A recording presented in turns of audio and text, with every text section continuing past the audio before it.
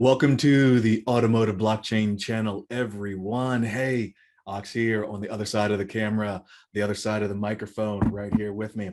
And I just wanted to just come on this side because I'm trying to do a little twisty thing up with the channel and bring some different life to it. All right. So today we are going to be talking about a pretty cool subject matter. But first, I wanted to say, hey, a love dove goes out from my heart to all of those who have just been loyal to the channel, subscribed to the channel. Thank you very much. A love dove goes out from my heart to yours. Also, for those of you that are new to the Automotive Blockchain channel, hey, get on board. There's plenty of room on the bus. Let's get this thing started.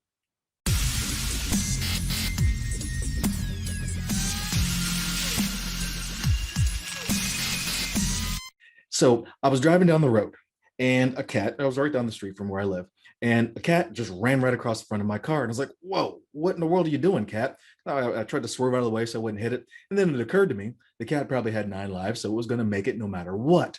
So I was like, okay, no big deal. So I continued driving. And I'm sitting there and I think about it for a minute and say, well, wait a minute. Could you imagine if the pet that you have literally was transformed into an autonomously driven vehicle, what vehicle would it be? And my brain started running. And I was sitting there thinking, I was like, well, I started thinking about the autonomously driven cars that appeared in TV shows throughout, my lifetime and things that I had heard about. All right. And I said, okay, so here's the question for you fans out there. And for those of you watching this video, and hey, pass the video along. Tell me how much you like it. Tell me, if you like it, definitely pass it along to other people. It definitely helps the channel out, all that kind of stuff. But tell me if your pet was one of the 4 cars, like it transformed the very next day into one of these 4 types of autonomously driven vehicles, which one would it be? So first up, we have 1, Herbie the Love Bug. That's right. Herbie the Love Bug is a 1968 Volkswagen Beetle, everybody. Okay. Herbie is playful. Herbie is energetic. Herbie has a mind of its own sometimes. And Herbie is the one literally that if you take it to the beach, it's going to chase seagulls. That's what it's going to do. And it's going to be happy doing that. And it'll go round and round and round and do certain things. Now, Herbie also is a romantic person. Herbie is going to be that person, that little Cupid that'll hook you up with a date if you need to. Herbie is a date maker. I'm telling you, that's who Herbie is. Herbie also has a little touch of jealousy now, but Herbie's going to do it on the quiet side. So if your pet's one of those people where it'll go ahead and do something to your neighbor's house, but no one's ever going to know anything about it, this is who Herbie is. Why? Because let's just say Herbie's the one where it'll jack up somebody's car and someone will come out and not even know what happened. Nothing big to see here. Nothing to see. Nothing to see. All right. Now let's move on to vehicle number 2 and whether you think your pet would magically be transformed into one of these 4 vehicles. All right. Vehicle number 2 is KITT. Listen, people, I'm here to tell you that was one of a childhood favorites in Knight Rider was KITT. KITT literally is the 1982 Pontiac Trans Am, and KITT was created in this series by Knight Industries, and it stood for Knight Industries 2000 KITT. KITT was literally, you could consider KITT to be basically the Swiss Army knife of cars. For those of you that kind of want to get a thought in your head, this was a utilitarian car all of itself. It had so many cool stunts it could do. KITT was bulletproof. KITT was fireproof. You could throw a grenade at KITT. KITT was fine. And one of the most awesome things that literally happened almost every episode was KITT had this thing called turbo boost. Now KITT could get around obstacles, jump over them, or spin around them, and literally go from 0 to 200 in a blink of an eye with this turbo boost. One of the most important things about KITT, now if you start thinking about your pet in this case, okay, one of the most important things about KITT is it truly was a ride or die type of vehicle.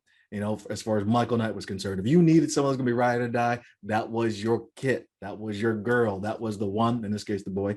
That was the one that you wanted to have. Now, KITT did have a wicked twin called Car, but we won't get into that. But it was an evil twin. But KITT, anyway, it ended up dying. For those, spoiler alert, you don't watch the series, but that's what happens to Car. All right. Now, speaking of complete evil, let's get into the number 3. If your pet was magically be turned into a car the very next day, what type of autonomously driven car would your pet turn into? And vehicle number 3 is Christine. Now, Christine was a 1958 Plymouth Fury. And for all intents and purposes, many of you out there have heard all around the world, I'm sure this kind of saying exists in some form or some passion, and that is, hell hath no fury like a woman scorned. And in this particular case, Christine was literally hell on wheels. I'm just saying that's what it was. So if you wanted to kind of put it into into a personality, if Christine took the dark triad test. Now, I know many of you don't know what the dark triad test is, but if Christine took the dark triad test, it would definitely be a psychopath. Christine didn't like anyone, well, liked a few people. But for the most part, Christine would hunt you down. Christine would try to suffocate you. If you were trying to eat a cheeseburger, it would literally lock the doors and try to choke you out.